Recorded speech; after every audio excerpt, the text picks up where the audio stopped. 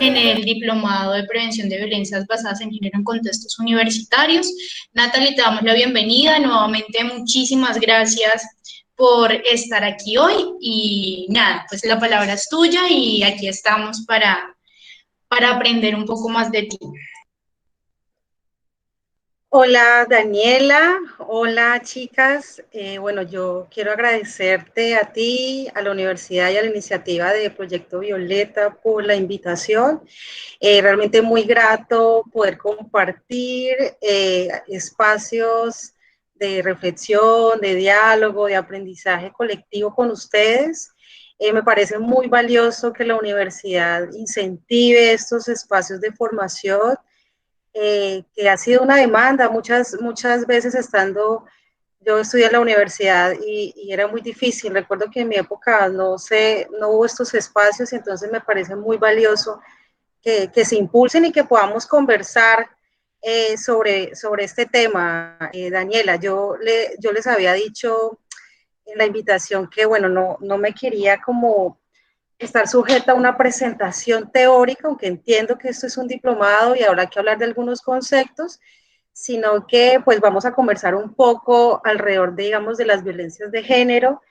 Eh, no sé si aquí partamos de cero o ustedes han podido reflexionar un poco acerca de las violencias de género, las violencias contra las mujeres de manera particular.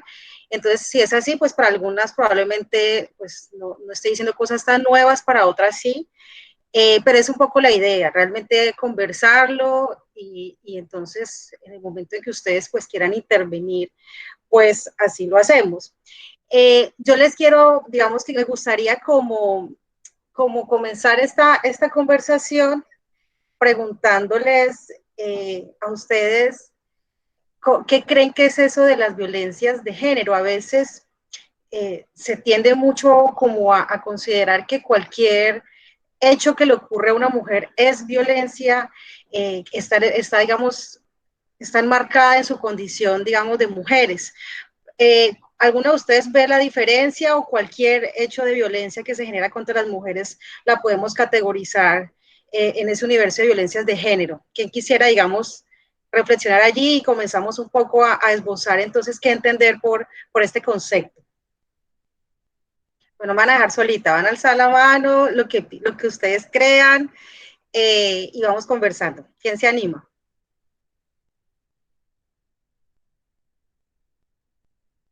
Nadie. Ok, acá veo que Yolima alzó la mano y Chabeli. Yolima, empecemos contigo. ¿Qué entiendes cuando hablamos de violencia de género?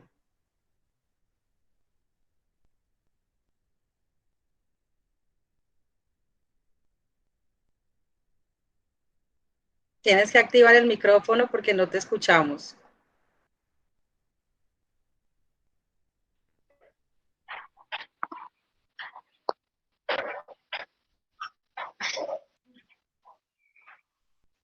Hola.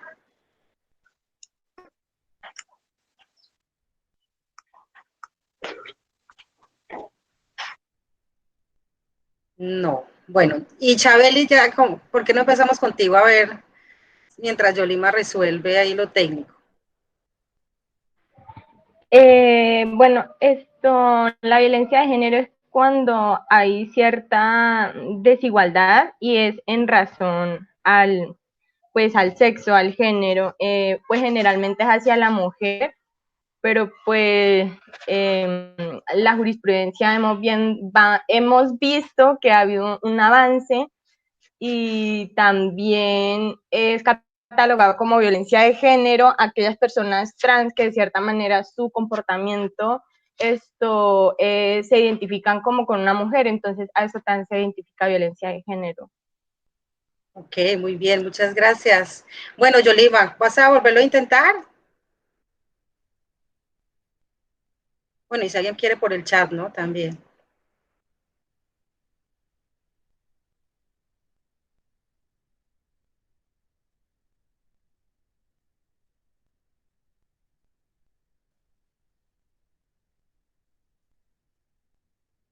Bueno, dale, vamos a empezar para ir hablando un poco del ejercicio.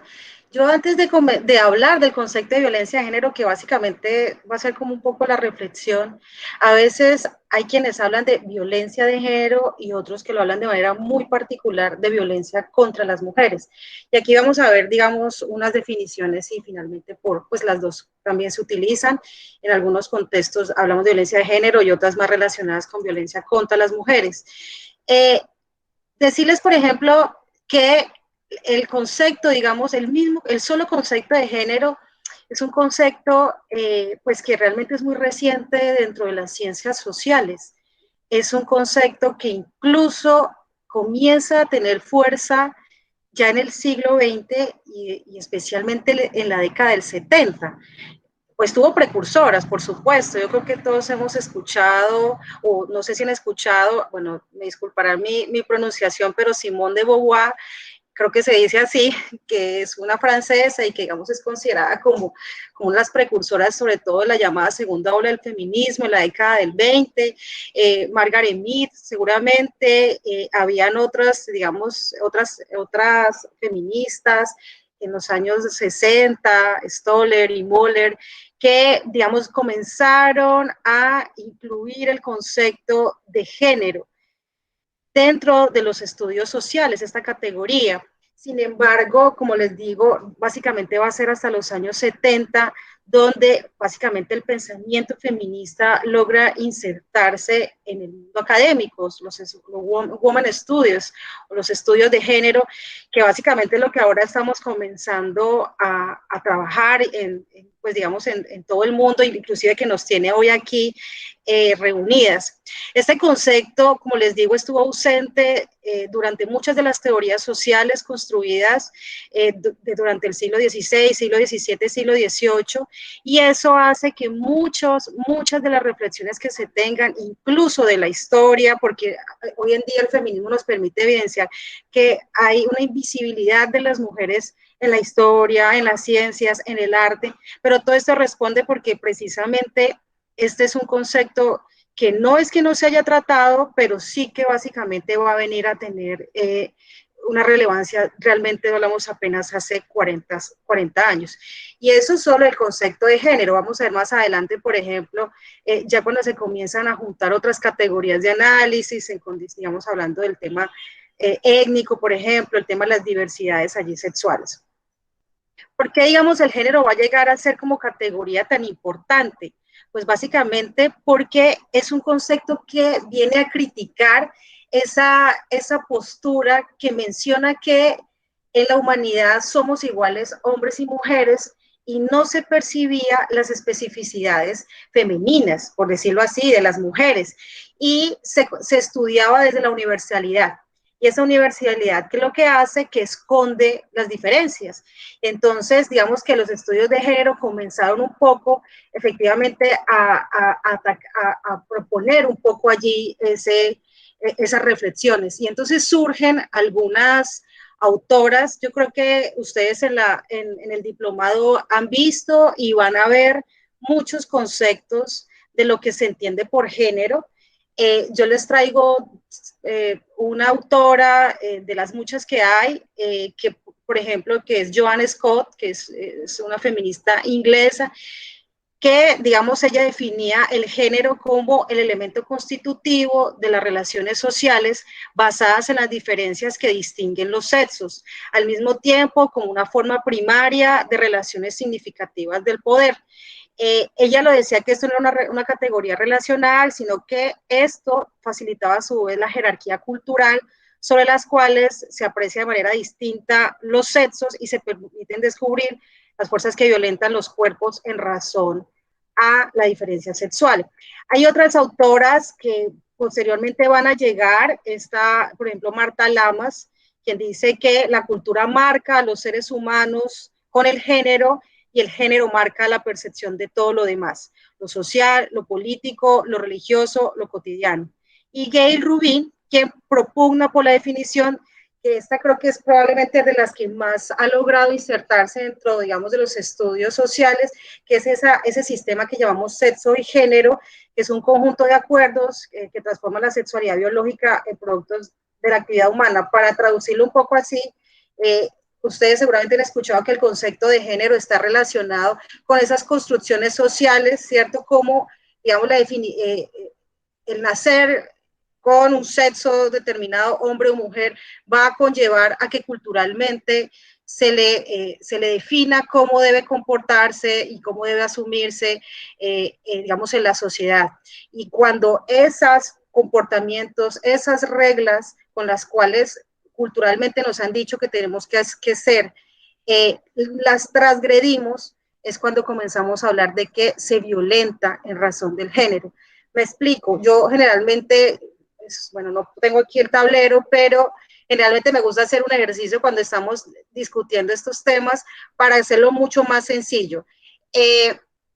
Cuando de pronto piénsense este ejercicio no tanto en ustedes, y que probablemente muchos han tenido ya acercamientos al tema, a los estudios de género, estudios feministas, sino en la cotidianidad de las personas, ¿sí? Y entonces pensemos por un momento, inclusive hasta el día de hoy, cómo, digamos, la sociedad, cómo, digamos, la misma familia reaccionamos cuando sabemos que una amiga, una hermana, una madre está embarazada, ¿cierto? El solo hecho del día que a esta mujer le van a hacer, va a celebrar el llamado baby shower, ahí nomás entra a jugar todo un concepto alrededor de si es niño o es niña, ¿no? Y empezamos con lo más básico, que son con los símbolos, ¿no? Entonces estamos hablando de que no han nacido, no han nacido y ya estamos comenzando a predestinar unos gustos, unos símbolos, unas formas de ser, ¿sí? Entonces, lo más básico que uno siempre encuentra es que el solo sexo va a determinar los colores de la fiesta, ¿no? Si hablamos de niño, entonces vamos a pensar en el azul, en las niñas pensamos en lo rosado, ahora entonces un poquito más abiertos pensamos en colores neutros, pero sigue siendo muy marcado este tipo de símbolos donde nadie nos ha dicho que debe ser así, pero que históricamente se ha venido reproduciendo. ¿Y cómo nacen estos niños y estas niñas? Y una vez se determina si nació con pene o si nació con vulva, desde ese momento la sociedad comienza a cargarle una serie de comportamientos, de reglas sociales, de reglas culturales, que van a comenzar a forjar esas, digamos, esas condiciones que luego se van a convertir en esos rasgos de género que finalmente son los que terminan determinando la violencia que se da contra ellas y contra ellos. Entonces, en el solo ejercicio del nacimiento, ya la sociedad impone lo que ellos llaman, lo que ahí hablaba Gail, el sistema sexo-género. El sexo determina la construcción de lo que luego va a ser el género. Fíjense ustedes que desde que se conoce el sexo, y por eso aquí quienes no quedan, la violencia arranca desde el inicio, los niños y las niñas, pero de entrada siempre va a haber diferencias. El solo hecho, por ejemplo, de quienes quedan biológicamente en la mitad, llamados intersexuales, que tienen ambos aparatos, digamos, características biológicas de hombres y mujeres, ¿sí? Masculinos y femeninos, que quedan allí, la sociedad comienza se comienza a generar una violencia muy, muy, a veces no se puede ver, ¿sí? Pero, por ejemplo, en los años 60, 70, inclusive hasta hace muy pocas décadas, los médicos, de manera autónoma y totalmente sin mayor, o sea, a su juicio moral, determinaban que esos niños y esas niñas, ¿qué debían ser? Y yo no sé si ustedes han leído alguna vez o han escuchado que dependiendo, digamos, del tamaño de una regla que tenían, si tenía alcanzado a tener tantos centímetros, el médico decidía si lo dejaba como un niño o lo operaba y lo dejaba como una niña. O sea, esto es una situación muy compleja que comienza a mencionar cómo quienes se salen de ese molde de lo que la sociedad nos va a decir que debemos ser, comienzan a violentarse. Y esto, pues hay que decirlo, que eso en su momento, pues hasta años 60, 70, no estaba categorizada, no se consideraba una violencia de género, y por eso es que es tan clave cuando comenzamos a decir que entras estos estudios a comenzar a mostrar, por un lado, que hay la diferencia sexual tiene allí un factor que hay que evaluar, cómo esa diferencia sexual va a marcar unas jerarquías y unas relaciones de poder, que también eso va momentáneamente a tener una relación también en lo institucional y también en la formación de lo que se llaman identidades, lo que nos va a marcar, ¿sí? Esa identidad de lo femenino o lo masculino, que se supone que se aprende en la sociedad, en la socialización. Ahora que vamos más adelante avanzando, nos vamos a dar cuenta que en ese concepto de cultura, salirse de lo que se considera femenino y lo que es masculino va a comenzar a convertirse en una situación de violencias contra las mujeres o violencias de género para ampliar, digamos, un grupo más grande, lo que hablamos, digamos, de lo relacionado con las violencias.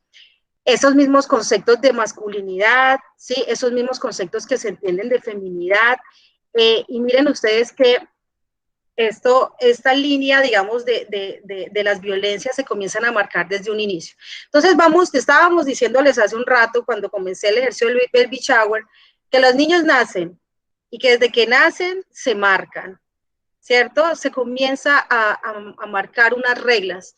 Hay algo muy importante que hay que mencionar acá y es que esto no es universal, ¿sí? No podemos decir que la crianza de un niño o una niña en Neiva Huila va a ser la crianza de una niña o un niño en la India, ni en la China, ni en Afganistán, incluso en una comunidad indígena en Río Negro, Iquira. ¿Sí? El tema del concepto de género y las normas sociales van a variar, ¿sí? De acuerdo también a ese espacio temporal donde se ubican las personas y también de acuerdo a la década, porque no es lo mismo que una mujer, una niña o un niño se críen en estos momentos a que hablemos de los niños y niñas criados hace 100, 200, 500 años. El género y esas reglas culturales varían, pero lo que nos hemos dado cuenta es que muy a su conveniencia, aunque varían en tiempo y en espacio, siempre terminan perjudicando a las mujeres. Entonces, en ese concepto de violencias de género, ¿por qué hablamos de, sí, voy a seguir con el ejercicio antes de definirles violencias de género, comenzamos a darnos cuenta que aparecen otros conceptos que a veces los escuchamos mucho en las marchas, los escuchamos mucho en plantones de mujeres y aquí nos hemos encontrado en esos plantones que se hacen y que va a tener una relación muy importante dentro de eso que llamamos violencias de género, violencias contra las mujeres. Y es ese llamado concepto de patriarcado que seguramente ustedes muchas han escuchado y lo traigo aquí a la reflexión porque es clave entender esos conceptos para hablar de violencias de género. Antes de contarles qué entiendo yo por patriarcado, ¿alguna de ustedes le gustaría compartirnos qué ha escuchado ese concepto o qué entiende por esa definición de patriarcado? ¿Quién quisiera contarnos lo que ha escuchado o lo que le parece que es?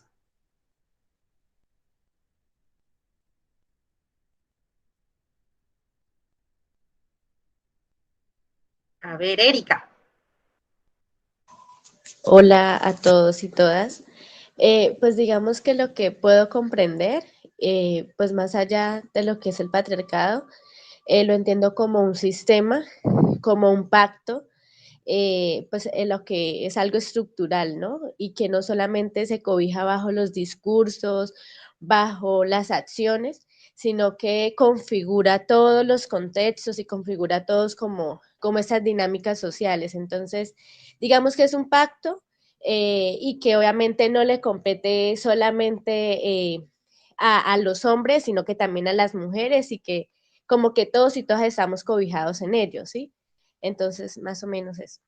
Sí, muy bien, Erika. ¿Alguien más quiere complementar esa definición que escuchamos mucho de patriarcado?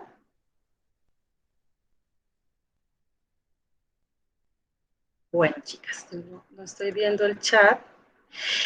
Pero bueno, cualquier cosa, ya saben, este es un espacio de formación, este es un espacio donde no hay preguntas buenas ni malas, ni respuestas buenas y malas, estamos conversando alrededor de cosas y es un poco la idea de aquí de discutir, yo les traigo algunos conceptos que probablemente no son los únicos y aquí estamos entonces en la conversación. Dice Chabeli, superioridad masculina.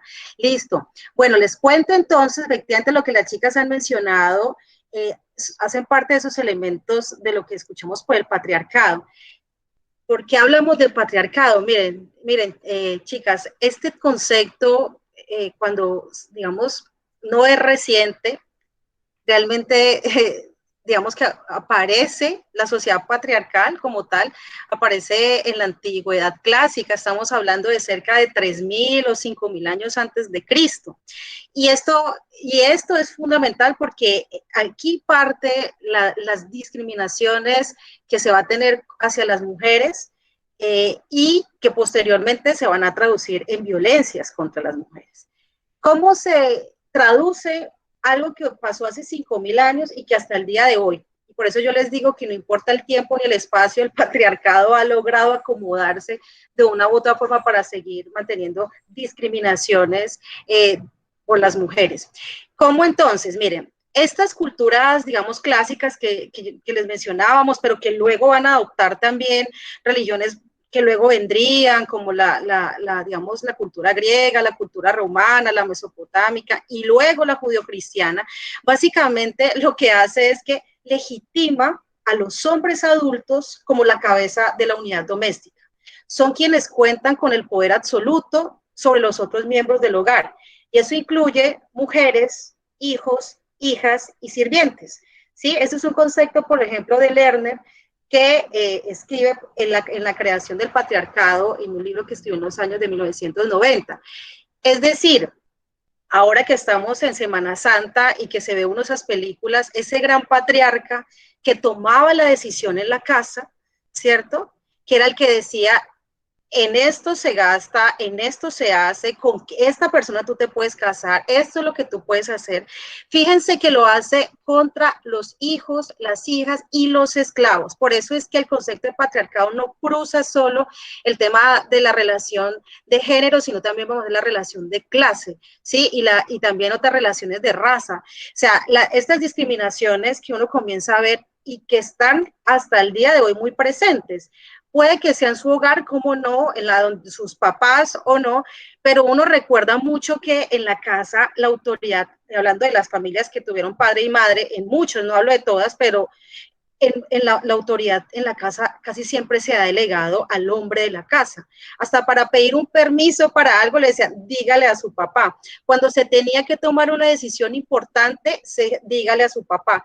El padre asumía, y estamos hablando de 5.000 años, hoy probablemente ha podido variar, pero básicamente es esa relación donde se jerarquiza y se permite que sea el hombre de la casa el que define las decisiones importantes, ¿sí? Esa jerarquización trasladada del hogar hacia una esfera más amplia comienza a reproducir otro tipo de discriminaciones. Entonces, ya no es solo el hombre que toma la decisión en la casa, son los hombres de la comunidad los que comenzaron a tomar las decisiones de la comunidad. Esos hombres comenzaron a tomar las decisiones políticas. Esos hombres comenzaron a tomar las decisiones económicas. Esos hombres comenzaron a tomar las decisiones sociales. Comenzaron a tomar las decisiones culturales. ¿Por qué? Porque en este sistema se definió que el patriarca era la persona iluminada que tenía el poder y sobre todo la sabiduría de decidir, ¿cierto? Y fíjense cómo en sociedades primitivas, las culturas clásicas, pero cómo esto comienza a aumentar, y ya hablamos de sociedades más grandes, ¿cierto? Y entonces esto comienza, este patriarca y este concepto de patriarcado comienza a escalar ya en un sistema mucho más grande. ¿Sí? Entonces ya no hablamos solamente de el que toma la decisión en su casa, sino en la comunidad, que luego se va a convertir en la población más grande, y pongámoslo en tiempos modernos, por decirlo así, en el municipio, en el departamento, en el país. ¿Sí? O sea, ese concepto de patriarcado que empieza en lo básico y que le da al hombre la decisión de tomar esa decisión, comienza a escalar y a mutar. ¿Sí? Fíjense que en ese concepto de la decisión de los hombres, en el patriarcado finalmente quienes tomaban la decisión, pues no eran los hombres hasta el día de hoy, pues el hombre, probablemente en algunas decisiones sí, pero los hombres comienzan o sea, dentro de ese patriarcado también comienzan jerarquizaciones, hombres blancos, hombres ricos, hombres heterosexuales, ¿sí? Esos hombres, ¿cierto? Comienzan a tomar decisiones que terminan fijando gran parte de lo que es la cultura occidental, ¿sí? Entonces uno dice, bueno, ¿y esto en qué momento, 5.000 años después? Por eso es que no es fácil cuando hablamos de violencia de género romper esto. Esto no es una transformación que vayamos a lograr probablemente ver ni siquiera nosotras, aunque hemos hecho un ejercicio bastante valioso. Fíjense que apenas estamos hablando de que en los años 70 se introdujo el concepto de género dentro de estudios sociales, pero estamos diciendo que el patriarcado es un concepto profundamente antiguo, de más de 5.000 años, ¿cierto? Y es un concepto que hasta el día de hoy sigue transformándose y mutando. Entonces ya hoy en día puede que no todos los hombres tomen la decisión. Hoy en día quienes están en el poder son los ricos, los blancos, los heterosexuales. ¿Y esta gente cómo piensa? Pues muchas decisiones dentro de ese concepto del patriarcado se iban a tomar. Por ejemplo, uno de los conceptos claves, el concepto de la heterosexualidad obligatoria. En el patriarcado no hay cabida para una diversidad sexual, ¿sí? Sino que y se institucionalizó así, y para eso van a llegar entonces la iglesia, van a llegar las instituciones, quienes van a llegar a reglamentar cuál es el modelo único que los humanos tenían que tener en materia de relación sexual y afectiva. Fíjense entonces que la heterosexualidad sigue y hoy sigue siendo muy transgresor a aquellas mujeres y hombres que se salen de ese molde en el que digamos en el que el patriarcado ha definido que a las mujeres debe gustarle los hombres y a los hombres debe gustarle las mujeres, ¿sí? Eso está obligado hasta el día de hoy. En los estudios, digamos, de género hay unas corrientes que van a surgir dentro de toda esta diversidad de teóricas feministas. Hay una corriente que nace, por ejemplo, en los años 90, que van a postular la teoría queer, que inclusive se atreven a decir que prácticamente somos heterosexuales un poco por imitación, ¿sí? O sea, que si la sociedad no nos impusiera que debe gustar los hombres y mujeres, probablemente la homosexualidad o la diversidad sexual sería mucho más abierta, pero que sigue siendo muy marcado y que los humanos se inclinan mucho por esa imitación social. Esa es una teoría que, por supuesto, genera bastante resistencia, pero dentro de los modelos feministas, teorías feministas, pues ha llegado a generar, pues digamos, muchos aportes de lo que están allí. Fíjense entonces que el patriarcado no solamente entonces habla de una heterosexualidad obligatoria, sino que también comienza a definir, por ejemplo, en el caso de las mujeres, cómo deben comportarse, ¿sí?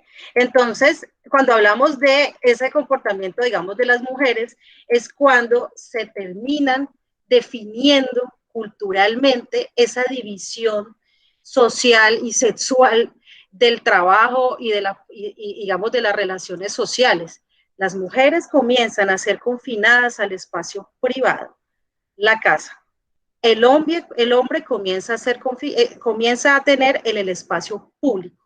Si vamos a tomar decisiones, si voy a salir a trabajar, si voy a participar en un espacio que implique salir de mi casa, va a comenzar a ser asignado a los hombres. Las mujeres van a cumplir otro rol, que es el rol de la casa, es el rol del cuidado, ¿sí? Y es el rol de mantener las reglas sociales. Por eso creo que cuando decía, se me olvida si fue Chabeli o Erika o Yolima, que no solo compete a los hombres, por supuesto. El patriarcado, efectivamente, al convertirse en un sistema, nos incluye a todas y a todos. Y romperlo de una u otra forma va a determinar que sea de todas y todos también. Porque es que este modelo, muchas veces, y aquí se encuentra uno con varias, digamos, de las mitos ya instaurados, y es que, por ejemplo, las mujeres son más machistas que los hombres, se escucha mucho estas reflexiones. Entonces uno dice, bueno, es que yo fui criada de esa forma, lo que yo vi es que mis padres lo hicieron y que mis hijos, si no los crío de esa forma, van a comenzar a sufrir de muchas formas de violencia, ¿sí? Entonces, claro que las madres terminan reproduciendo esos métodos de crianza que, como les conté, lleva 5.000 años antes de Cristo, y ahora llevamos 2.000, o sea, 7.000 años, donde han venido transformándose, pero siguen manteniéndose unas formas de discriminación. Las mujeres comenzaron entonces, así se definió en el espacio privado, los hombres en el público. Estoy hablándoles sobre todo desde una mirada muy occidental, ¿sí? No me voy a meter, por ejemplo, a nuestras culturas ancestrales, indígenas, porque esto, digamos, entre otras cosas, parte de ese patriarcado que también va a tener un sesgo colonialista, va a imponernos una mirada muy de occidente, ¿sí? Seguramente en las culturas ancestrales nuestras que habitaban Latinoamérica habían otros sistemas de relacionamiento social, pero con la invasión, digamos, de España y la llegada del colonialismo a América Latina, que termina rompiendo todas las formas, digamos, culturales, políticas, sociales, bueno, todo lo que ustedes ya saben, pues por eso termina imponiéndose ese modelo de patriarcado, un modelo que se ha acentuado, entre otras cosas, en instituciones, ¿sí? Que le han permitido que esto se perpetúe y que de una u otra forma se acepte. Yo espero no generar en nadie una, de manera muy respetuosa lo digo, pero el papel, por ejemplo, que ha cumplido instituciones como la Iglesia ha sido fundamental en que este tipo de reproducciones de discriminación se mantengan. Fíjense ustedes entonces cómo hay un abismo, como por ejemplo se habla se me olvida el nombre de esta mujer que fue muy famosa creo que era griega, y Tapia, bueno, se me olvida el nombre, y después de esta científica casi que se pierde rastro de las mujeres hasta muy, muy adelante en la historia, y es porque se determina que las mujeres adentro y los hombres afuera. Esta división sexual del trabajo, miren que perjudica a las mujeres, entre otras cosas, porque lo privado trae a su vez otras cargas. Si las cosas salen bien con los hijos, las hijas, su salud mental, emocional, todo lo que tiene que ver con la casa, ¿es culpa o es por el papel bien que hizo ella? Hasta el día de hoy nos damos cuenta que si una chica queda embarazada siendo muy joven, la culpa es de la mamá porque no la pudo criar. En otras, pero hablando de ese tipo de culpas, pero además las mujeres en esa división del trabajo, pues nos relegaron la parte en la que nuestro trabajo no es remunerado, en la que nuestro trabajo no era considerado importante, ¿sí? Entonces, parte de pararse a las 5 de la mañana, a barrer, trapear, tener desayuno, la comida a los trabajadores en el campo, tener todo y ser la primera que se levanta y la última que se acuesta, se convirtió básicamente en un modelo que caracterizaba a las buenas mujeres. Nadie cuestionaba si esto estaba bien o mal, si las mujeres se cansaban o no, porque básicamente les funcionaba. Y el patriarcado comienza a trabajar muy bien. Fíjense que mientras las mujeres hacen estas labores del cuidado y no las hace el Estado, pues le es muy favorable, ¿sí? Si el Estado tuviera en el día de hoy que asumir todo el cuidado que hacen las mujeres, se quebraría. ¿Sí? Por eso hablamos de que hoy en día, inclusive 2021, el 19% del Producto Interno Bruto del país lo producen las mujeres con su trabajo completamente invisible y no remunerado. Yo siempre les digo cuando hacemos los talleres, párense en la casa y si hoy su mamá no hace desayuno y tuvieran que comprarse los buñuelitos en la panadería, 4 personas, entre buñuelo, empanada, hablando de un desayuno ahí normal, ¿cuánto le puede salir? Entre 10 y 15.000 pesos. Luego resulta que la mamá no hizo almuerzo. ¿Cuánto vale un almuerzo? Pongámosle muy barato, 5.000, 6.000 pesos. ¿Cuánto es eso ahí en plata? Hablemos, entonces llevamos 20 y otros 20 o 30, y van 50, 60.000 pesos. Que tampoco haga la cena, que no arregló la casa, que no llevó a los niños, que no lavó y planchó. Si uno tuviera que pagarle a una persona externa por hacer esa labor, ¿cuánto estaríamos hablando? Pongámosle que en promedio una mujer aporta desde su trabajo entre unos 120, 150 o por ahí pasa diario con su trabajo del cuidado. ¿Sí? Y esto para el Estado ha sido bastante conveniente, porque entonces, miren las guarderías, a las madres comunitarias en Colombia les pagan supremamente mal por hacer un trabajo tan fundamental como el trabajo del cuidado. Como el trabajo del cuidado, ¿sí? Son de las labores que hoy en día son menos remuneradas, muy bajas remuneradas, son todas esas labores del cuidado. Las que cuidan ancianos, las que cuidan enfermos, las mujeres que cuidan a los niños. O sea, todo ese trabajo o se hace gratis o se les paga muy poquito, ¿sí? ¿Cuándo comienza esto a cambiar? Pues no quiere decir que haya cambiado, pero los estudios de género comenzaron a mostrar que esta desigualdad tenía que transformarse. Y comenzaron entonces a teorizar en que cuando las personas, mujeres y hombres, se salían de esa norma, por la condición de género asignada dentro de su cultura, se comenzaba a convertir en una violencia, ¿sí? Entonces, cuando tú, como mujer, dejaste de arreglar la casa, cuando tú como mujer descuidaste a los hijos, cuando tú como mujer no fuiste hacendosa en la casa, la sociedad permitió y permite que tú seas corregida, que tú puedas ser violentada, ¿sí? Entonces, en Colombia, y ahí sí entonces comienzo a dar un poco el giro, porque yo sé que el conversatorio debe ser muy preciso. Entonces, ¿por qué terminamos hablando de violencias contra las mujeres y por qué cuando hablemos de violencias de mujeres no podemos cerrar la mirada solamente a hablar de esa violencia física que se da entre las parejas? No, fíjense cómo todo esto engloba un sistema, ¿sí? Político, económico, social, cultural, educativo. ¿Sí? La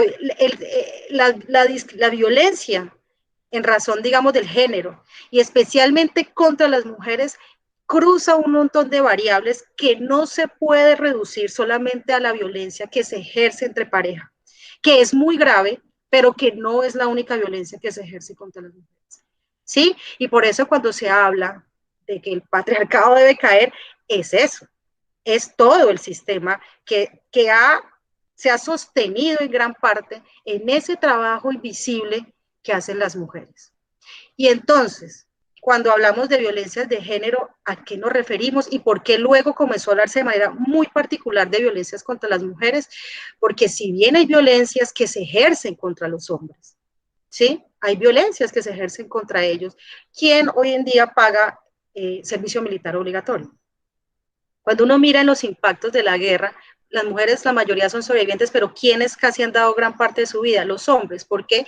Porque en esos roles de género que nos asignaron, el hombre era el fuerte. El hombre es el que no es cobarde, el hombre es el que no le da miedo, el hombre protector, y al hombre le pusieron un arma, le impusieron un arma. Y los ejércitos casi en su totalidad, probablemente ahora ya se ha abierto, pero han sido de hombres. Y ahí hay unas violencias en razón del género que le pueden pasar a los hombres. Pero las principales que han sido violentadas y discriminadas por haber nacido con vagina, con vulva, ¿sí? Son las mujeres. ¿Esto quién se le ocurrió? Pues chicas, yo no tengo la respuesta. Yo solo los estoy contando que esto hace 5.000 años comenzó a forjarse y esta discriminación se cruza de muchas variables, ¿sí? Las violencias contra las mujeres tienen distintos órdenes, que hoy en día, si nos sentamos a discutir, pues por supuesto que hemos avanzado un montón, pero avanzar un montón no significa que esto, que se haya cambiado también lo suficiente. Se habla de unas 2, 3 generaciones que se requieren completas, transformadas, para hablar de que se ha erradicado la violencia de género. Estamos muy lejos de eso. Y en ese sentido, con toda esta, digamos, bagaje, yo les pido disculpas que me toca hacer como muy breve porque me falta la segunda parte y yo sé que el tiempo es corto, es que en razón, digamos, de esas violencias de género que fueron tan naturalizadas, es decir, a nadie le parecía raro cómo estaban las cosas, ¿sí? Inclusive muchas mujeres habían, y ahí les digo yo que me disculparán, pero que la iglesia jugó un papel muy clave en aceptar con resignación que eso es mi papel en la tierra, por decirlo así. En mi familia, el papel que yo cumplo es este. Y les pido que no me malinterpreten, yo creo que quien decide asumir la maternidad y el cuidado de un hogar es una labor supremamente valiosa y la admiro profundamente, ¿sí? Pero una cosa es asumirla con la convicción y otra cosa es que me la impongan, ¿sí? Y en esta sociedad ha sido impuesta a las mujeres, les ha sido impuesta esos roles que la sociedad quiere que tengan por su condición de mujeres. Les han sido asignados y a partir de esos roles también se han definido unos llamados estereotipos que hacen que entonces las mujeres terminen encasilladas en unas formas de ser mujeres, ¿sí? Entonces, ¿cuáles son esos roles?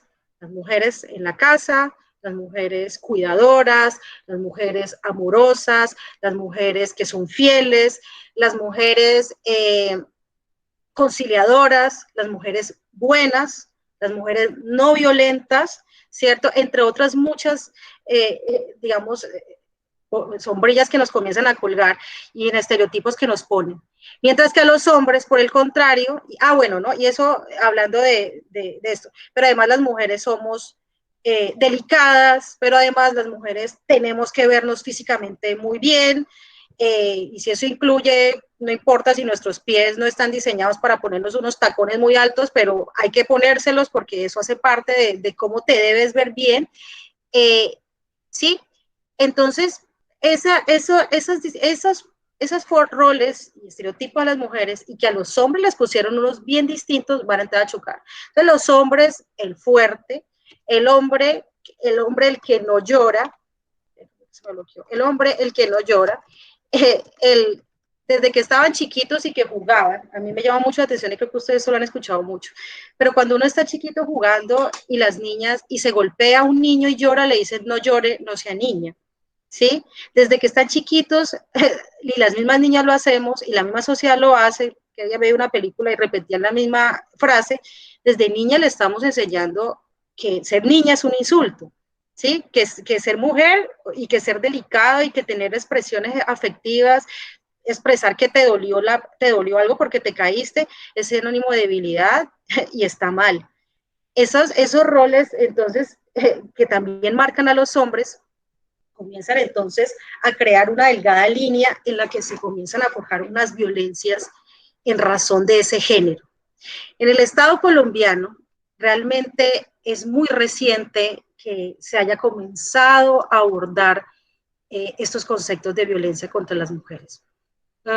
Seguramente sí Colombia había ratificado esa convención de la CEDAW, que es como la primera gran convención que las Naciones Unidas, digamos, crea para discutir exclusivamente el tema de las mujeres, las violencias de género, pero fíjense que estamos hablando de 50 años para acá, y estamos hablando de 7.000 años de patriarcado, o sea, realmente estamos apenas abriendo los ojos, ¿sí? Apenas estamos abriendo los ojos, y por eso muchas de las cosas que a veces se están haciendo las mujeres, sus iniciativas, el mismo feminismo, pues está aprendiendo en la marcha, porque todo el tiempo lo que hemos aprendido, lo que hemos estado, no hemos discutido esto. Todo esto está apenas en un proceso en construcción.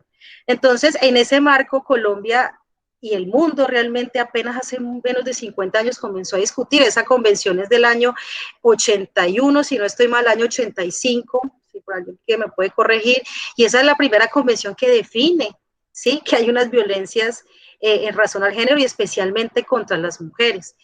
Y digamos que esa convención va a ser un techo para todo el mundo, y de ahí se van a comenzar a desprender ya lo que ellos van a llamar, lo que digamos, vamos a llamar las tipologías, y oiga, esto de esta violencia contra las mujeres, esto cómo se traduce, o sea, hemos hablado de muchas cosas, pero uno cómo traduce esas violencias, y bueno, y eso cómo finalmente se puede erradicar. Pues Colombia definió unas pocas, realmente hay algunos países que tienen un montón de categorizaciones de las violencias, ¿sí? Colombia lo que hizo fue crear una ley que no sé si ustedes la han estudiado ya en el seminario o la van a estudiar o la han escuchado, pero igual es bueno, ya tiene sus añitos, 12 años, también muy reciente, que es esa ley 1257 del año 2008, que es una ley por una vida sin violencias. es la primera vez que en el país se define y se categoriza que se puede tipificar una forma de violencia en razón del género. Antes de eso, nuestras violencias, digamos, una mujer le pasaba, sufrió un hecho de violencia, se categorizaba como violencia intrafamiliar, ¿sí?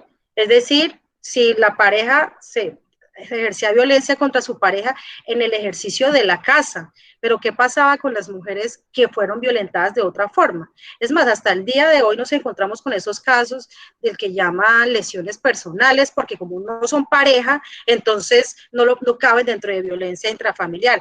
Pero ojo, porque la ley colombiana, a partir de esa ley 1257, comenzó muy juiciosamente a decir, mire, todas estas violencias que hemos hablado, que tienen una razón cultural, se tienen que comenzar a tipificar.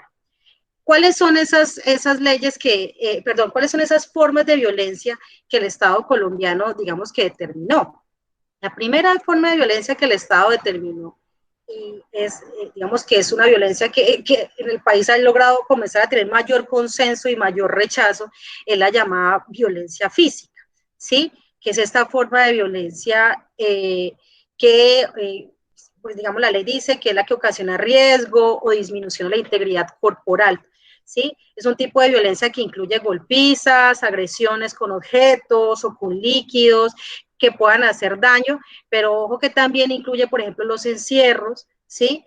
Estrujones y otras conductas, es decir, todo lo que implique la coerción física de unas mujeres. Y uno dice, bueno, y esto de dónde viene. Y miren que uno empieza a buscar, por ejemplo, en qué momento de la historia se comenzó a legitimar que a una mujer se le pudiera golpear, ¿sí? Y entonces aquí hay unas frases, por ejemplo, que les voy a traer muy cortitas, por ejemplo. Este es un libro que todavía es vigente en una cultura muy grande religiosa en el mundo, que es el Corán, que es el libro de los musulmanes. ¿Y qué dice, por ejemplo, una parte de ese libro? Dice, los esposos que sufran la desobediencia de sus mujeres pueden castigarlas desde dejarlas solas en sus camas e incluso hasta golpearlas. Entonces, fíjense que estos conceptos, estas prácticas tan viejas, aún se mantienen.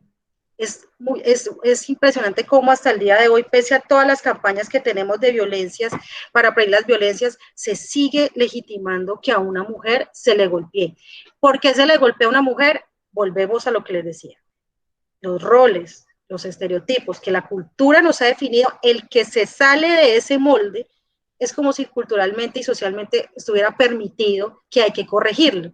Entonces, si culturalmente tú debes ser una mujer que debe estar en la casa, que la cocina debe estar limpia, que no puede ser, que no debe ser infiel, que no debes hacer un montón de cosas, y tú lo haces, das pie a que te puedan corregir. ¿Sí? Esto es de las cosas muy difíciles, hay mayor, digamos, nivel de rechazo en la sociedad, pero sigue siendo muy, muy fuerte la violencia contra las mujeres. Creo que Daniela me iba a ayudar con unas cifras. Yo sé que el Huila lleva desafortunadamente años ahí rankeando entre los 5, sobre todo Neiva, ciudades capitales, donde más se presentan casos de violencias contra las mujeres en lo físico. Y esto sigue siendo una conducta totalmente reprochable, que la ley protege a las mujeres, pero que sin embargo sigue siendo, se sigue presentando. Hay una segunda forma de violencia, probablemente la forma de violencia que más han vivido las mujeres en el mundo. Informes como la ONU hablan de 1 de cada 3 mujeres, probablemente puedan ser más, que es la llamada violencia psicológica. Esta violencia es bastante amplia y es probablemente la más invisible, y es donde muchas de las mujeres se encuentran con una barrera cuando han querido como denunciarla, porque pareciera que ¿cómo puede probarla? ¿Sí? A veces es más fácil probar que una mujer está violentada físicamente, pero psicológicamente, ¿cómo? Bueno, aquí muchas de ustedes que sean psicólogas dirán, bueno, eso se puede probar, pero en el imaginario de la gente, la mujer que no está golpeada, pues no pareciera que fuera víctima.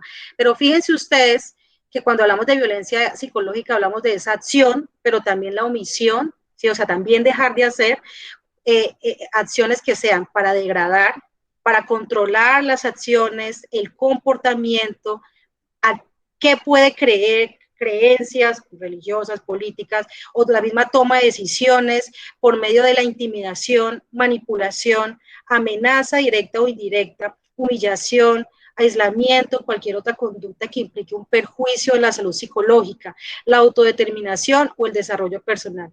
En este tipo de violencia se incluyen malos tratos, ofensas, menosprecio, las amenazas, las prohibiciones y el control. Este diplomado, este curso en el que me enviaron, que me invitaron muy gentilmente Proyecto Violeta, sí que debe vivirse en la universidad. Muchísimo debe vivirse en la universidad. Cuando uno comienza a trabajar el tema de violencias, a veces uno piensa que eso les pasa a las mujeres por allá en el campo, gente que no tiene acceso a este tipo de conversatorios ni charlas, pero no, realmente es bastante alto el nivel de violencia psicológica que se presenta en las chicas universitarias a manos de sus parejas. ¿Sí? Y hoy en día, hace poco no, tal vez unos 3 años salió un estudio alrededor de cómo se han agudizado las violencias en pareja a partir de las redes sociales. Es impresionante. El tema del control, o sea, ahí hay una delgada línea en la que decimos, bueno, tengo mi pareja, nos queremos, pero esas formas de control, ¿sí? Donde te comienzan a ti a diezmar, donde tú te sientes mal, donde políticamente, físicamente no te ven, o sea, cuando tú comienzas a sentir un montón de cosas ahí en las relaciones de pareja, en el colegio y en la universidad, es impresionante. Cómo se reproducen los machismos. A veces es más machista los mismos jóvenes que la gente más adulta. Y uno dice, bueno, ¿y esto cómo se puede romper? O sea, ¿cómo romper estos ciclos de violencia y la violencia psicológica que es tan fuerte? Que pues va a quedar acá la reflexión y supongo que hará parte, digamos, de esas estrategias que ustedes del diplomado pueda que salgan, pero la violencia psicológica en las universidades, de las chicas, las relaciones que se tienen, son muy fuertes. Y eso hablando solo de relaciones afectivas, vaya a hablar de relaciones de poder, de docentes con estudiantes o con directivos, ahí, o académicas o laborales, allí también hay todo, se despliega toda una sombrilla también de violencias que se ejercen contra las mujeres. Otras, brevemente, porque ya creo que se me pasa el tiempo y creo que esta es también una que ha avanzado mucho, sobre todo en los movimientos feministas más contemporáneos, que es la violencia sexual, que como ustedes saben, pues incluye no solamente obligar a una persona a mantener contacto sexual, físico, verbal, sino también incluye la participación en otras interacciones sexuales mediante el uso de la fuerza, que te intimiden, coercionen, chantajes, sobornen, te manipulen, te amenacen o cualquier otro tipo que anule o limite la voluntad personal. Se considera violencia sexual cuando la persona agresora obliga a la agredida incluso a tener actos con terceras personas. Este techo de violencia sexual, pues por supuesto, todo este movimiento que ahora habla del acoso, los mismos derechos sexuales y reproductivos caben aquí dentro de esta violencia sexual, pues es una de las tipologías que tiene el país. Y finalmente, el Estado colombiano reconoce dos formas de violencia que son las patrimoniales y económicas. Seguramente si aquí algunas de ustedes vienen, sobre todo esto se ha dado mucho en el campo, las mujeres perdían sus herencias una vez se casaban. Perdón. Muchas mujeres no heredaban, no tienen, viven en la casa con su pareja y no aparecen en el título, en el título de la casa. Y entonces a esa violencia patrimonial, pues digamos que el Estado así la contempló. Y en el caso, por ejemplo, de la violencia económica, que también tiene su hito ahí dentro de la ley 257, pues también ya habla ya de el abuso económico, el control de las finanzas, castigos monetarios de las mujeres, en la casa cuando se armaban conflictos porque la mamá se pasaba de comprar algo o no compraba algo. Este tema de la violencia económica también es muy importante. Esto tiene su espacio público, es decir, y privado. Estas 5 formas de violencia que yo les conté se pueden dar en el espacio privado como en el espacio público, ¿sí? Por ejemplo, un ejemplo, el espacio privado, lo que hablé, ¿no? Controla cuánto se puede ganar. Hay muchas personas, mujeres que he conocido, que se ganan su sueldo y su pareja las controla y le dicen que se lo pueden gastar y en qué no, ¿sí? Y violencia económica en el ámbito público, es que trabajamos igual con mi compañero, pero a mí me pagan menos, ¿Sí? Entonces fíjense que esto es un techo muy grande que pues desborda por supuesto este conversatorio. Si ustedes lo han estudiado, si no pues las invito, esta ley tiene que ser muy importante que sea apropiada por todas nosotras y entrar a verla en la finura. Yo hablo de lo general, luego han salido decretos ya reglamentarios más precisos que definen mucho más, pero básicamente esas son las formas de violencia que contempla el Estado colombiano.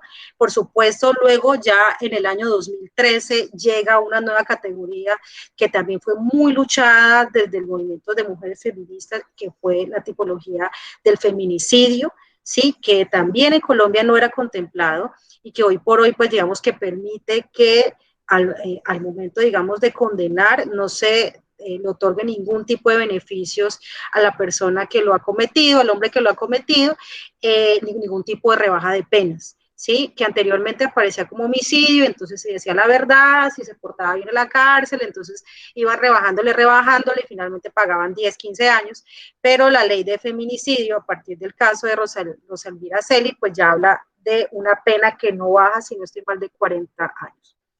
Para cerrar mi intervención, la violencia contra las mujeres, ¿sí? Que básicamente cuando digo, bueno, ¿y qué entendemos por violencia? Pues si nos ceñimos un poco a lo que, por ejemplo, definió el Estado colombiano, la violencia contra la mujer se entiende por cualquier acción u omisión que le cause muerte, daño o sufrimiento físico, sexual, psicológico, económico o patrimonial por su condición de mujer, así como las amenazas de tales actos, la coacción o la privación arbitraria de libertad, bien se dé en el ámbito público o en el privado. Cuando se amplía a veces la categoría de violencia de género, y miren que acá la ley habla de violencia contra las mujeres, es por lo que les decía, porque hay unas violencias que se ejercen también, ya en el caso, por ejemplo, de los hombres, que también se salen de ese molde, los hombres, por ejemplo, que tienen una orientación sexual diversa, los hombres que no tienen un comportamiento rudo y entonces ya al tacharlos de amanerados también son violentados. Entonces, por eso es que cuando se habla ya de la violencia de género se amplía este concepto, por ejemplo, también incluye las personas trans, todas las personas que se identifican dentro de estas LGBTI. Esto entonces para decirles y para cerrar, ahí sí, Danielita, es que las violencias contra las mujeres se agudizan, y está más que demostrado, que todo esto que les conté se agudiza en dos momentos muy claros, en momentos de crisis y en momentos de conflictos armados. En momentos de crisis, ustedes lo pueden ver en este momento porque nos coincidió una pandemia de 100 años, así que es un momento histórico, pero si ustedes ven los reportes que, por ejemplo, da el DANE, esta semana mencionó que a las mujeres se les incrementó 5 horas de trabajo, y recuerden que no es remunerado, ¿cierto? A partir de la pandemia. Además, dentro de las cifras de desempleo, quienes más han sido, quienes engrosan la lista de población desempleada son las mujeres, y especialmente las mujeres jóvenes. Entre otras, ¿por qué? Porque muchas de las mujeres nos empleamos en esos oficios que son considerados de cuidado, ¿cierto? Y que en momentos de crisis, pues el Estado echa mano a cortar qué es prioritario, qué no es prioritario pagarle a enfermeras que cuiden adultos mayores, no es prioritario pagarle a que cuiden niños, entonces todo eso, por eso es que se habla de que esos recortes sociales que afectan tanto en las crisis, pero la mayoría de quienes trabajan en este tipo de ámbitos de cuidado, pues son las mujeres.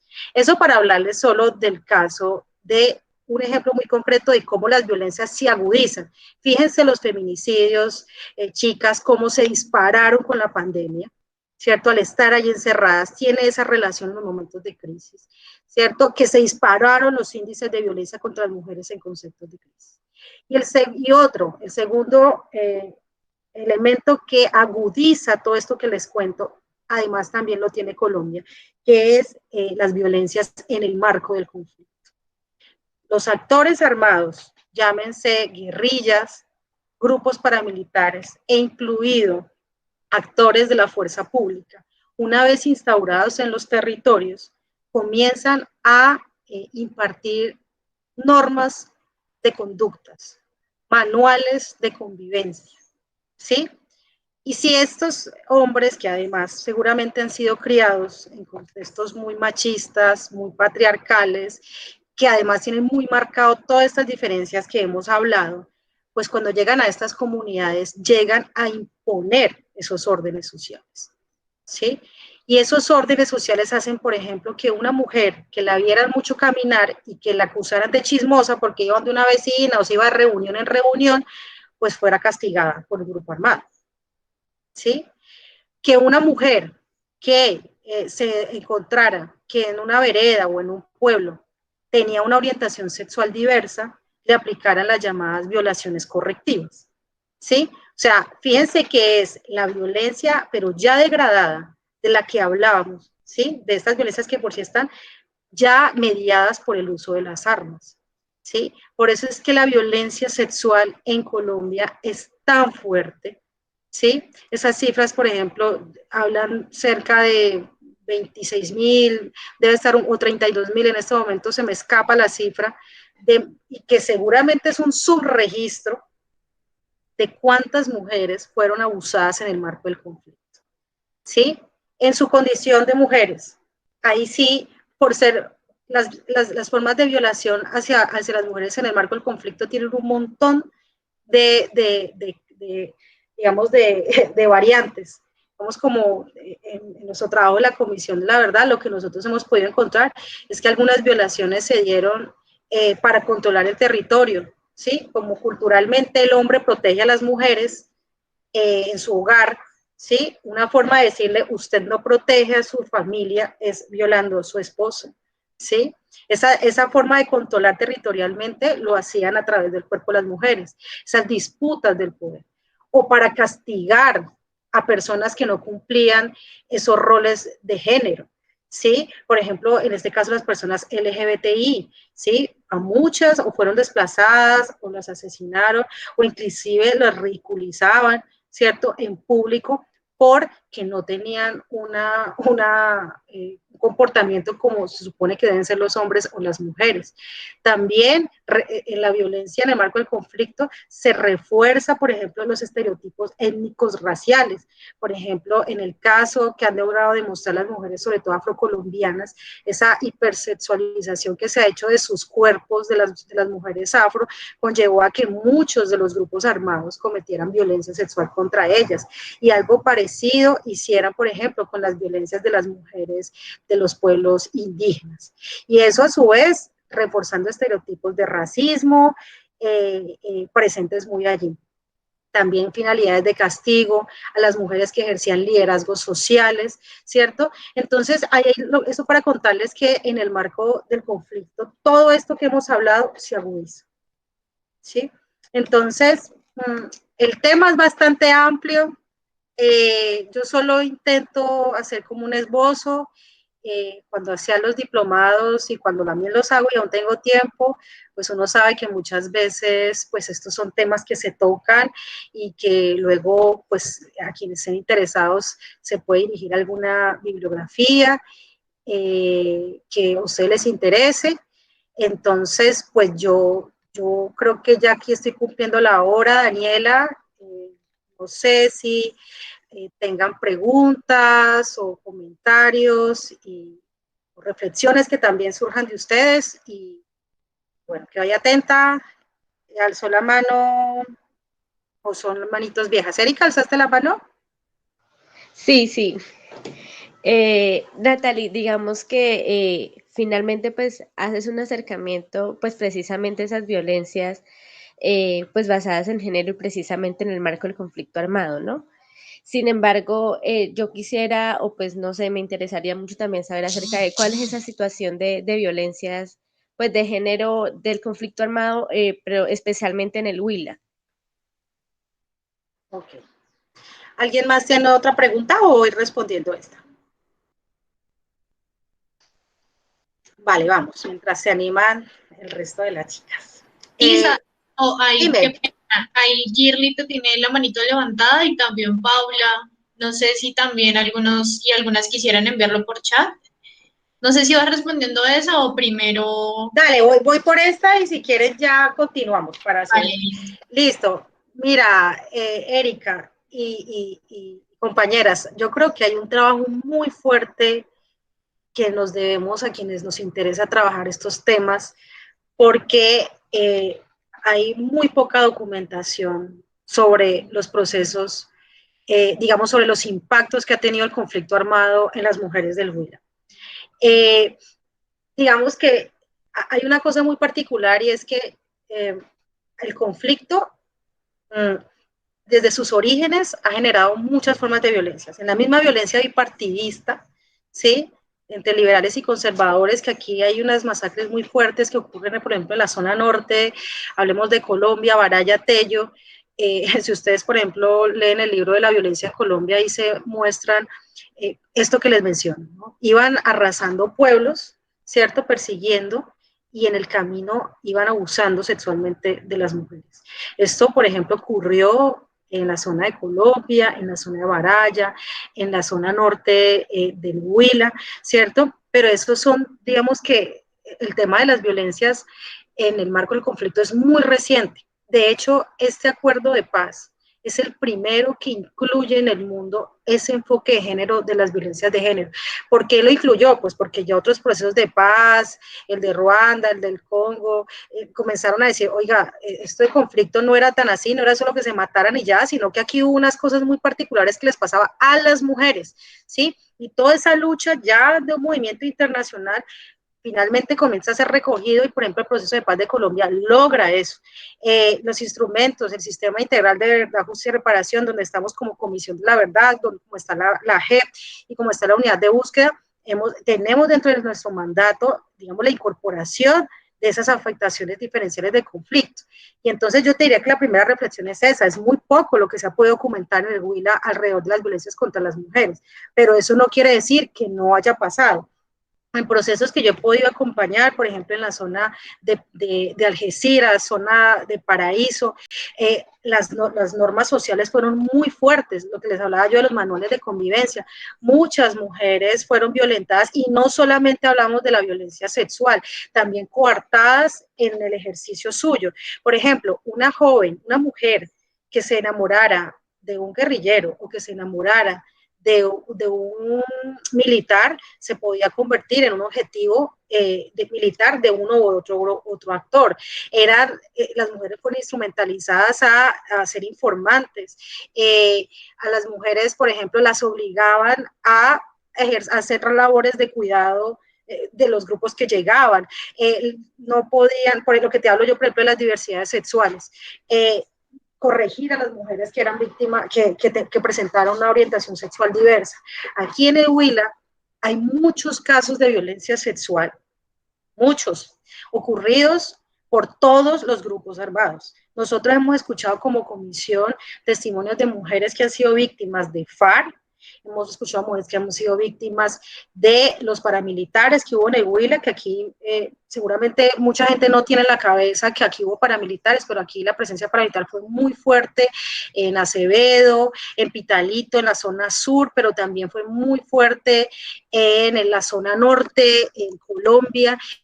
Yo les puedo contar, esto es un poco, no son testimonios abiertos, ni voy a decir quién, pero nos contaban en una entrevista que hay una vereda donde todas las mujeres fueron abusadas sexualmente por un grupo paramilitar y que eso está totalmente, es un pacto que hicieron ellas y que hizo la comunidad de no contar eso que pasó, ¿sí? Porque aquí viene una cosa muy compleja y es que en la violencia sexual, pues hay toda una culpabilidad, ¿sí? Y casi siempre la culpabilidad recae sobre quien la denuncia. Y en este caso, muchas de las mujeres que han denunciado o que ni siquiera se atreven a denunciar es porque no quieren exponerse, primero, a que la comunidad sepa que fueron abusadas. Segundo, a que entren a justificar por qué les pasó. Y tercero, a que decidan hablarlo y que el Estado no les reconozca, sino que la revictimice. El solo caso, no sé si ustedes pueden seguir el juicio de Ginette Bedoya, es una vergüenza para este país, como una mujer como ella, que probablemente está en la ciudad, ahora imagínense en el campo, por acá en estas zonas, todos los hechos victimizantes que tuvo que vivir, cómo le tocó a ella básicamente contar su historia 12 veces y que lo peor de todo, llegar al Estado colombiano a querer retirarse 10 años después en el juicio porque no se sentía con garantías. Y así es la historia de muchas mujeres. Yo les invitaría, chicas, a que si a ustedes les interesa esto, hay que mencionarlo. ¿Sí? Esas normas sociales, esas violencias sexuales, muchas mujeres fueron desplazadas porque tenían una relación o les gustó una persona que fuera del ejército o que fuera guerrillero, ¿sí? Muchas mujeres fueron, por ejemplo, ingresaron a las filas de las insurgencias porque fueron enamoradas, ¿sí? Muchas mujeres fueron castigadas, por ejemplo, era muy común que en ciertas poblaciones donde, digamos, FARC tomaba las decisiones como una especie de corregidores, si una mujer era acusada de ser infiel o de ser chismosa o de todo lo que hemos hablado de que se sale del molde, era castigada. ¿Sí? Entonces era la imposición de los órdenes que hemos hablado en función de las armas. Y esto sí hay que ser muy claro, lo han hecho todos los grupos armados. Y como todos estuvieron en el Huila, pues entonces ahí las historias son un montón. Esto hay que hacerlo pues con mucho cuidado, hay mucho silencio en algunas partes del país, en la zona norte, Montes de María, Nariño, hay grupos de mujeres que pues han contado su verdad, sobre todo los grupos paramilitares, pero en el Huila ha sido mucho más silenciada porque aquí principalmente el actor que estuvo fue FARC, ¿sí? Y mientras los actores estén en el territorio, difícilmente las víctimas van a hablar. Entonces es un tema de cuidado del que hay que hablar, y no solo de eso, sino de hablar de cómo esas mujeres resisten y se organizan y impulsan procesos, porque esto que les cuento, muchas tal vez se quedaron, decidieron tramitar sus dolores desde ahí, pero muchas otras decidieron organizarse y están ahí. Ustedes en las marchas seguramente se las encuentran y no saben de esas historias que están allí, pero son mujeres que han decidido de otras formas afrontarlo. Entonces, pues yo te diría que hay unas cifras, no te las tengo aquí en el dato, pero como comisión sí tenemos unos acercamientos a cuántas víctimas hubo de violencia sexual que están en el marco del conflicto y de otras que son más sutiles, pero del cual nosotros, por ejemplo, en el informe se está trabajando todo lo que se entiende como órdenes sociales y que también pues fueron formas de violencia contra las mujeres. ¿Alguien más me decías tú que tenía una pregunta, Dani? Chabeli, creo. Hola. Hola, buenas tardes para todas y para todos. Bueno, yo tengo dos preguntas. La primera sería, ¿cómo tú definirías, pues desde tu experiencia, la respuesta institucional en materia de violencias basadas en género acá en el Huila? Ok. Esa sería la primera. Bueno, la otra, en el momento tú nos hablabas pues sobre cómo estas violencias afectan pues por el tema del patriarcado tanto a mujeres como a hombres de diferentes formas. Entonces mi pregunta sería, si bien casi siempre en estos procesos de identificación de violencias y con el tema del feminismo nos reunimos y nos encontramos muchas mujeres para dialogar, para identificar, para cuestionar, mi pregunta sería, ¿de qué manera se podrían hacer ese tipo de procesos también con los hombres, desde sus violencias, de la manera en cómo les afecta también? ¿Cuál sería tu opinión al respecto? Esas serían mis dos preguntas. Bueno, Gilei, muchas gracias, muy interesante. Mira, frente a la primera, yo recuerdo mucho cuando yo comencé a trabajar el tema de mujeres para el año 2009, 2010 que yo ingresé, había como una especie de brecha intergeneracional de algunas compañeras que vienen de unos procesos muy fuertes. Aquí los años 80 el liderazgo de las mujeres era bastante fuerte, que fue también una época de violencia política, todo este genocidio de la UP, pero también gente que hacía parte del proceso de luchar y todos estos procesos que los 80 eran muy fuertes. Y estas mujeres han hecho una bandera muy importante. Hoy en día nosotros las vemos a ellas en otros escenarios, pero pues han hecho un trabajo bastante importante que empezó, creo que inicialmente desde el sindicalismo huilense, pero también desde el sector también de la construcción de paz, también desde el sector educativo. El magisterio fue también muy clave. Entonces, digamos que esto ha sido un proceso que cada generación de compañeras va haciendo su aporte, ¿sí? Vale, Erika, gracias a ti. Va haciendo su aporte. Entonces, en el proceso que yo tengo de mi experiencia, por ejemplo, a nosotros nos tocó casi que recién salida la ley 1257. Y nosotros comenzamos a hacer un diagnóstico sobre violencias de género en el Huila, y recuerdo mucho que las cifras que nos arrojaba la alcaldía para el diagnóstico era un caso, 2 casos. Teníamos, por ejemplo, que en Algeciras se habían reportado 2 casos durante, por ejemplo, 2011. Y entonces ahí nos dábamos cuenta que institucionalmente había muy poca información e interés de hacer visible las violencias contra las mujeres. Y comenzamos un trabajo muy chévere, articulado con muchas organizaciones de mujeres, algunas feministas, que nos metimos en este ejercicio, porque realmente hay que decir que a veces es un desgaste estos impulsos institucionales, pero nos metimos a trabajarle a lo que luego en el 2013 fue la política pública departamental para las mujeres del Huila. Y ahí lo que hicimos fue impulsar que la institución departamental creara una ley para las mujeres en el Huila y que reconociera todos estos tipos de violencia que hemos mencionado y que garantizaran en los siguientes planes de desarrollo recursos, personal y presupuesto para poder ejecutarlo. Han pasado 6, 7 años tal vez, y los frutos aún apenas van arrancando. Por ejemplo, yo les decía, estos espacios como el diplomado son muy bacanos y son resultados de esas mismas peticiones que las mismas mujeres en las universidades en su momento decían: queremos que las universidades impulsen escenarios de formación para nosotras, porque no había, realmente no había. Los pocos que había eran los encuentros departamentales de mujeres, que eran escuelas de formación, pero pues hablábamos de espacios que se hacían cada año. Y eso comenzó a generar, hay que decirlo también, una oferta institucional. Ahora bien, la respuesta, en lo práctico, hay un montón de barreras, un montón de barreras. Mientras el Estado no garantice una infraestructura, unos funcionarios y funcionarias capacitados, sensibles en los temas de género, mientras, digamos, no se garanticen esas condiciones, es muy difícil, ¿sí? Yo les digo con mucha honestidad que yo, en mis primeros años, les decía a las mujeres: métanse a denunciar, tienen que denunciar, vaya.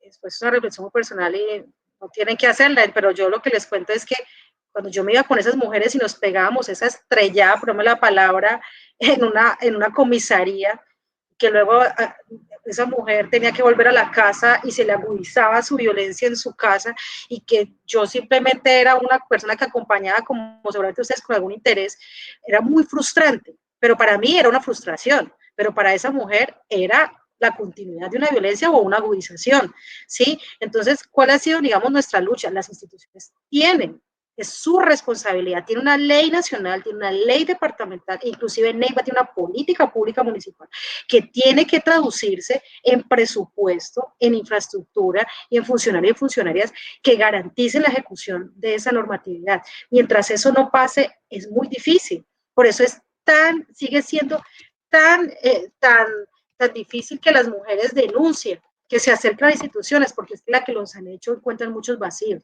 Hoy en día hay protocolos, sé que la Surcolombiana creó un protocolo, eso es un avance, sé que las secretarías de salud municipales han creado protocolos de atención a las víctimas, esos son avances. Entonces, no es que esté de cero, pero es que este tema es tan grande, desborda tanto, que necesita un compromiso político real de las instituciones. Entonces, a mí me parece que la respuesta sigue siendo realmente muy inoperante, sigue faltando muchísimo justicia para las mujeres. Aquí no hay justicia, en la mayoría de los casos no hay justicia. Y los casos que se alcanzan a acompañar, los que alcanzan el filtro mediático, pero el resto siguen siendo las mujeres. Esta es la hora que si quieren denunciar, no hay, imagínense que no hay una casa una casa de atención a las mujeres. De esas casas que hay en Bogotá en tantas partes, como que una mujer denuncia, tiene que estar 1 o 2 meses resguardada en un lugar, no lo hay. Y uno dice, pero ¿cómo no un departamento no va a tener una casa? No va a tener presupuesto para una casa, no la tienen. Y eso es resultado de la falta de voluntad política, la cual yo las invito a ustedes de que hay que seguir ejerciendo presión, hay que exigir que esa política pública departamental se cumpla. Probablemente ustedes están más jovencitas y no sé si la han podido estudiar, pero esto no puede quedar en letra muerta. Eso es una exigencia al Estado y eso hace parte de lo que se tiene que pedir. Ahora, frente al proceso de los hombres, que era tu segunda pregunta, hay aquí quienes tienen dentro de la diversidad del feminismo distintas posiciones, hay quienes dicen esto debe ser solo las mujeres, hay unos que dicen no hay que hacerlo con los hombres. Yo personalmente creo que esto solo las mujeres no lo vamos a lograr. Aquí se necesita realmente una transformación de todos y de todas. Ahora bien, ¿dónde está la diferencia? Que las mujeres tienen que hacer su proceso y los hombres también. Sí, yo creo que a veces cuando uno ve mucho a los hombres muy preguntando y tirándonos línea qué es lo que deben hacer las mujeres, eso ya está invadiendo, digamos, un poco, y ahí es donde llego, bueno, o sea, me parece muy bacano que tú aportes, que te cuestiones, pero tampoco puede llegar a imponer, ¿sí? Entonces yo creo que con los hombres hay que hacer un trabajo muy fuerte, yo creo que los hombres se tienen que interpelar a sí mismos, estas cosas, los hombres también tienen un montón de cosas que discutir, ¿sí? Mientras las mujeres discuten por el aborto, los hombres discutan por el abandono de la paternidad, ¿sí? Mientras las mujeres discuten por la violencia sexual, los hombres discutan acerca de sus privilegios, de cómo les ha sido tan cómodo la vida, que se les haya alabado culturalmente ser infieles, ser violentos. Esas son las cosas que yo creo que se tienen que dar, y yo sí creo que se tienen que dar. En el Huila se han hecho procesos de las llamadas nuevas masculinidades. Algunos creo que incluso veo lejos de eso y lideran ese tipo de procesos en el Huila. Sin embargo, esa debe ser una experiencia que aquí en el Huila se ha traído, esos colectivos han llegado, pero yo creo que hace falta aquí que haya una mayor apropiación. Creo que si uno como compañera puede facilitar cosas y encontrarse en escenarios, yo, por ejemplo, yo no tengo a veces inconvenientes si en una marcha acompaña a un hombre, lo que debe uno decir respetuosamente es no llegues a acaparar, no llegues a invisibilizar, puedes acompañar, pero eso es una discusión completamente distinta. Mire que en Bogotá, pues a veces hay compañeras que no dicen acá no debe haber un hombre en un espacio de esto, y es totalmente respetable. Yo personalmente pienso que esto no puede desviar de lo importante y es el objetivo que nosotras tenemos en ese momento de la discusión. El compañero puede ir atrás, ¿sí? Pero yo no me marco tanto en eso. Yo sí creo que los hombres tienen que hacer un trabajo, pero tiene que ser un trabajo que surja de ellos, que lo impulsen ellos y en donde podamos coincidir a hacerlo. Pero las mujeres necesitan sus escenarios propios y necesitamos solitas entre nosotras ver qué vamos a hacer y si la embarramos y si cambiamos en cosas, bueno, pues ahí vamos haciendo la escuela, ¿no? Yo creo que en eso vamos. No sé si alguien más tenía una pregunta. Hola Isabela, buenas tardes. Bueno, yo tenía una pregunta también y es a partir de, pues de cómo, digamos, desde tu experiencia, ¿cómo consideras que se puede seguir aportando a la construcción de un territorio libre de violencia? ¿O cómo debería hacerse, ¿no? Digamos, obviamente no desde una perspectiva pues de una regla mágica de cómo vamos a trabajar y demás, sino que pues en el entendido también de tu trabajo y de tu experiencia, de pronto qué escenarios has venido analizando que crees que debemos tomar también, trabajar en él. Gracias, Paula. No, pues mira, si estamos reflexionando sobre una cultura de siglos de discriminación contra las mujeres, esto romperlo no es fácil. Miren que a veces ni siquiera una con la formación que ha tenido puede romper ciclos. A veces pasa en nuestras relaciones de pareja, en nuestras relaciones laborales, con nuestras compañeras y compañeros en la universidad, en nuestras mismas familias. A veces está uno echando el discurso, pero en la casa la mamá de uno sigue con un montón de cosas. O sea, esto es muy complejo. Yo siempre he pensado que si una logra por sí misma empezar a transformar eso con lo que fue criada, está haciendo un aporte inmenso. ¿Sí? O sea, porque la sola posibilidad de que tú contribuyas con esa generación que yo le decía que son 3 generaciones de mujeres que comienzan a repensarse cómo toda esta jerarquía de género pues no estaba bien, es un gran avance. Habrán compañeras que les guste militar en el feminismo y que les guste armarse en combos, me parece eso muy valioso. Yo creo que es muy clave, chicas, sí, formarse, es muy clave formarse.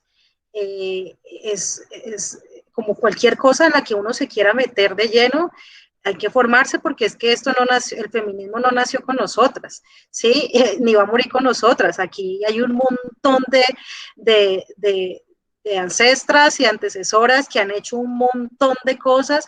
A veces uno cree que está descubriendo algo y descubre el agua mojada, lo habían hecho las compañeras 20 años atrás, y uno dice, a ver, o sea, eso, por ejemplo, me parece muy clave, no desconocer los procesos que se han hecho previos.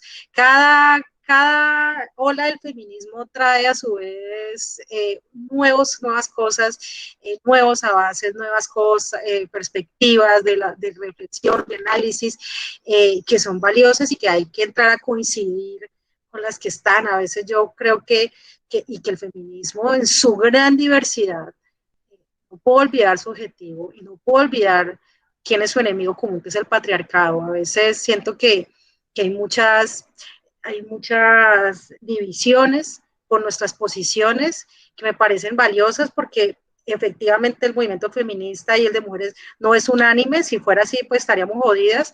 Aquí hay una diversidad de pensamientos, de expresiones y de actuares, pero que a veces esas divisiones en lo pragmático, en la acción, no nos desvíe de lo importante, ¿sí? De la lucha que se tiene que adelantar contra el patriarcado y de la eliminación progresiva de estas violencias. O sea, a veces no me pasa a mí, no me duele, pero cuando uno sale y nomás habla con cualquier mujer, muchas que están ahí al ladito de nosotros tienen unos dilemas muy fuertes, hay que intentar o acompañar o dirigir, si uno no puede tratar en esas redes a veces que hay de organizaciones, acompañar.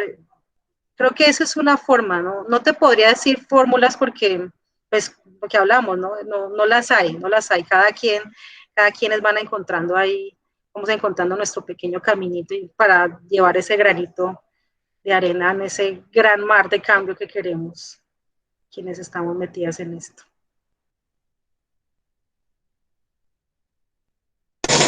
Bueno, Isa, muchísimas gracias. No sé si hay alguna otra pregunta. Se nos fue un poquito el tiempo, pero de todas formas agradecerte demasiado por los aportes que nos haces. ¿Señor? ¿Señora? Sí, yo, Santiago. Es que yo la estaba escribiendo, pero es decir, no, se me alargó mucho, pero igual ya la escribí y quisiera leerla, ¿sí? Bueno, ya, sin blog de notas ya. Pues, bueno, pues primero agradecer y pues agradecer a Proyecto Violeta pues por esos espacios. Estoy escuchando y tratando de aprender y desaprender. Hace poco hice también un curso sobre Estado y democracia en América Latina y había una charla, un foro sobre los impactos de la pandemia en América Latina. Entonces, esa es la pregunta, pues. Dice, según el último informe de la CEPAL sobre el impacto de la pandemia en América Latina en noviembre de 2020, el 73% de trabajos en salud lo ejercen mujeres, pero ganan 30% menos que los hombres en trabajos similares. Por otro lado, el 60% de la informalidad laboral afecta a las mujeres. En el primer dato, se evidencia la desigualdad salarial, principalmente son mujeres enfermeras que ejercen labores del cuidado médico. Y en el segundo dato podríamos inferir que, entre otros trabajos informales, el trabajo doméstico es uno de los que no está regulado y lo ejerce mayoritariamente las mujeres. Entonces la pregunta, Anata, es, ¿qué opinas del trabajo del cuidado? Tú, pues, elaboraste varias reflexiones sobre eso, pero digamos en ese contexto, ¿qué opinas del trabajo del cuidado? ¿Cómo cambiar los roles de género en el trabajo doméstico? ¿Y cómo podría legalizarse y dignificarse? Eso. Bueno, gracias Santiago por la pregunta. De hecho, en Colombia para estos días se está presentando una ley en la cual digamos, se impulsa que el trabajo del cuidado sea reconocido. Esto no es fácil porque al ser un trabajo que hacen tan invisible, implicaría, me imagino que un desequilibrio en las finanzas de Colombia y en cualquier país. Yo ¿qué es lo que veo en el tema del cuidado? En esa asignación de roles del cuidado, como te decía, a las mujeres les fue cargado y realmente ha sido muy difícil.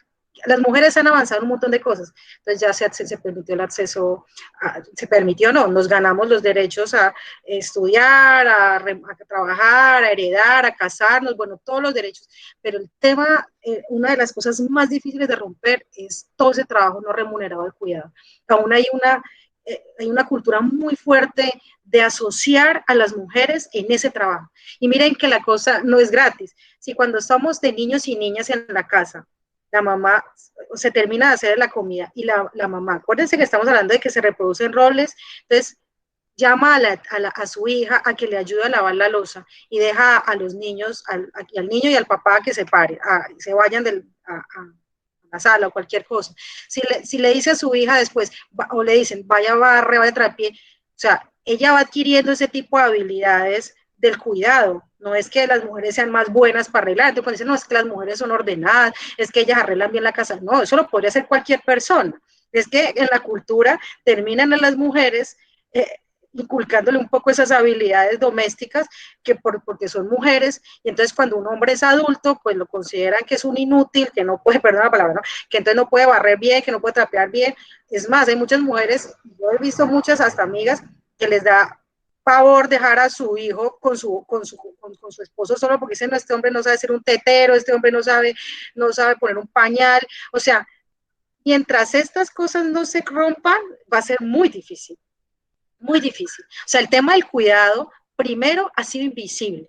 Lo primero que hay que hacer y que se viene haciendo, pero que hay que adelantar, es reconocerlo. O sea, imagínense cómo nosotros nos parecía tan fácil cuando nos preguntaban en el colegio, ¿qué hace su papá? No, mi papá trabaja en un almacén, en una empresa, y su mamá, ¿qué hace? Nada. Como que nada, no, es ama de casa. O sea, ha sido culturalmente tan asociado el trabajo más duro de todos, que es cuidar de un hogar y criar a unos hijos y a unas hijas. Y entonces, en estas condiciones, yo creo que lo primero es reconocer ese trabajo, dignificar ese trabajo, dignificar a aquellas mujeres y hombres que a eso se dedican, porque cuando un hombre, la mujer trabaja y el hombre está en la casa y hace esas labores, no falta que se le burlen, que lo vean poco hombre, que lo vean mantenido. O sea, estas cosas hay que romperlas. Y ahora, ¿qué hay que hacer? Equilibrar. Es que esa es la salida, ¿sí? O sea, no solamente basta con que ya no, entonces te lo reconocemos, inclusive te lo pagamos, sino que hay que equilibrar. O sea, que cuando lleguemos a la casa, mujeres y hombres hagan las labores. Pero lo que uno escucha en la pandemia o antes de la pandemia era que llegaban del trabajo igual de cansados, porque las mujeres trabajan igual que los hombres en una oficina o estudian, y llegaban por la noche a cocinar y a buscar las tareas a los hijos. ¿Por qué ellas? ¿Por qué no dividirnos? ¿Sí? O sea, ¿por qué tiene que ser la carga desbalanceada? Hay que equilibrarse y eso se rompe. Si ustedes acá tienen hijos o hijas o personas, o sea, en esa crianza, inclusive uno ya adulto, esto hay que irlo rompiendo, porque si nos mantenemos en ese desequilibrio, el tema del cuidado no va a cambiar. Entonces yo creo que es eso, Santi, es el reconocimiento, valorarlo, y cuestionarse y transformarlo. Va uno a la casa y sí, hay que luchar contra esto, pero mami, ¿qué me tiene de comida? ¿Qué me tiene de desayuno? Mamá, no tengo ropa limpia. O sea, también nosotras y nosotros tenemos que cuestionarnos porque este es el único trabajo que no tiene descansos, ni domingos, ni festivos, y estamos hablando de un trabajo de 30, 40 años y cualquiera persona se revienta, y luego vemos a los 50 años mujeres frustradas, cansadas, que sintieron que su vida se les fue haciendo oficio. Nomás uno se ríe porque hoy en día con la pandemia dice, va a lavar un plato y salen 10 platos, imagínense. Ahora las mamás que llevan en esto años, décadas, pues las mujeres llevan siglos. Entonces esto hay que cuestionarlo y hay que transformarlo. Creo que sería por ahí la cosa. No sé si alguien más tiene preguntas o ya aquí vamos cerrando, que sé que van. Vale. Dani. Bueno, si ya nadie más tiene preguntas, agradecerte nuevamente, Isa, por la disposición, por el tiempo, agradecerle a las personas que entraron en la sala. El diplomado se pensó asincrónico, pero bueno, por todas las dinámicas, con muchos profes hemos tenido que hacer lo mismo, entrar al Google Meet, porque, bueno, todo lo que ha implicado la pandemia, el uso de las herramientas, los tiempos, ha sido muy complicado conciliar con todo eso, pero siempre nos hemos encontrado con personas como tú que amablemente también desde ese tejer lazos nos han, pues, colaborado con todos sus conocimientos. Entonces, agradecerte, Isa. Voy a editar de una vez, subir la clase al Classroom, apenas tenga el video de YouTube, se los comparto por el grupo de WhatsApp y también a ti, Isa, para que lo revises por allí y te quede también como material. Muchísimas gracias y... Gracias por aguantar hora y media de clase. Muchas gracias, chicas, y a ti, Daniela, y a la universidad por la invitación. Vale, Isa, que estés muy bien, que estén muy bien, que descansen, feliz Semana Santa y esas cositas. Que descansen. Vale, chao.